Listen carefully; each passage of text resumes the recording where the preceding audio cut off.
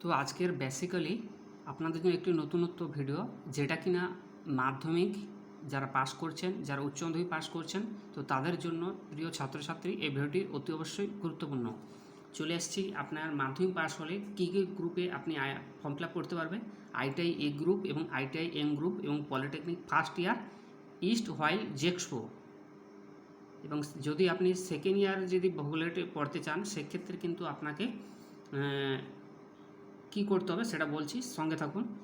একটু বলি যে ক্লাস 8 পাস হলে আপনি আইটিআই এ গ্রুপে ফর্ম ফিল আপ করতে পারবে, এবং মাধ্যমিক পাস হলে আপনাকে 10 হলে আপনাকে আইটিআই এ গ্রুপ এবং আইটিআই এম গ্রুপ এবং polytechnic first year erstwhile জেক্সপো এটা কিন্তু অ্যাপ্লিকেশন করতে পারবে।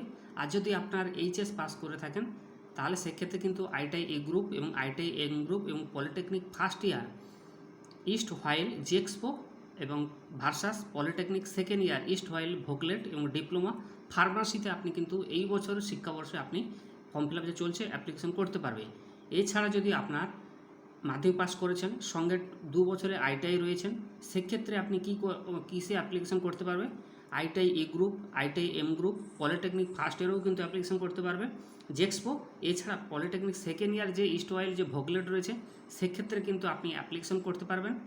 আর যদি হায়ার সেকেন্ডারি শুধু ভোকেশনাল কোর্স করে থাকেন, অনেকে উচ্চ মাধ্যমিক পাস যে ভোকেশনাল কোর্স করেছেন, সেক্ষেত্রেও কিন্তু আপনি আইটিআই এ গ্রুপের ফর্ম ফিল আপ করতে পারবেন, আইটিআই এম গ্রুপ এবং পলিটেকনিক ফার্স্ট ইয়ারের যে জেক্সপো যাকে আমরা বলি ইস্ট ওয়াইল, সেটা অ্যাপ্লিকেশন করতে পারবেন। পলিটেকনিক সেকেন্ড ইয়ার ইস্ট ওয়াইল ভোগলেটে অ্যাপ্লিকেশন করতে পারবে।